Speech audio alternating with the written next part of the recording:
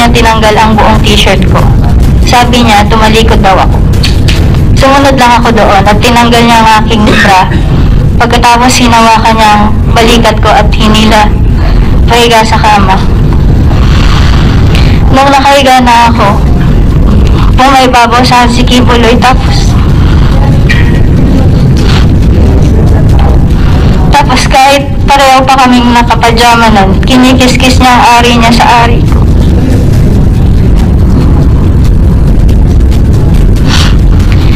Sinimulan niyang halikan ng leeg ko, nanigas na ako ng gusto. Gusto kong sumigaw ng tulong at tanungin kung ano ang ginagawa niya. Pero naalala ko na bawal akong mag-question. Paumanhin po, Madam Chair, kung maselan ito, halo po ito sa aking sinumpaang salaysay.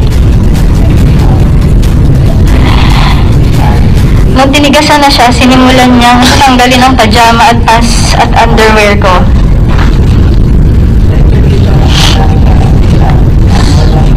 Sinipsip na ang dibdib ko, tinanggal din niya ang pajama pants at brief niya na nanginginig na ang katawan ko sa takot at nakatitig lang ako sa kisame.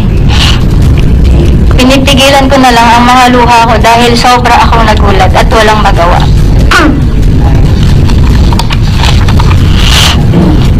Pagkatapos ay tuluyan na akong pinagsamantala ni Apollo Kibuloy nung siya ay natapos na. Pumunta siya sa CR. Tulala pa rin ako, nakatitig lang sa kisame. At dito nagsimula na akong umiyak. First time ko kasi ito. Kahit na naka-one-term na ako bilang senador, gagayahin ko si Pastor.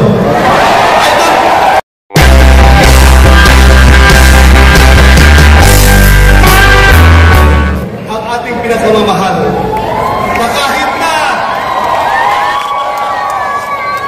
nasa politika na siya, dahil nagpail na siya ng kanyang kandidacy, but still, he refuses to be called a politician. He wants to be called a leader. Napakagaling pakinggan. Kaya ako rin, kahit na naka-one term na ako bilang senador, gagayahin ko si Pastor. I don't want to be called a politician. Dahil hindi naman talaga ako politiko yung aking ugali. I am not always politically correct in all my statements, in all my actions. I am not necessarily politically correct, pero galing sa puso. Diba? So, huwag niyo akong tawagin politician. Tawagin niyo akong fighter. Fighter.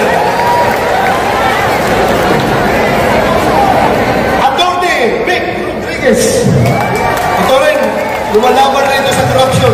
Kaya napakalakas po ng team natin pag nakabalik kami ni Senator Bongo at kasama namin sila lahat. Of course, si Mr. Victimo, Philip Salvador. Imagine ninyo, kung ang Senado ay mapupuno ng tao na kagaya namin, itong lahat na andito ngayon, makita mo, kung yung mga tao na makaupo sa Senado, tapos ang problema ng Pilipinas.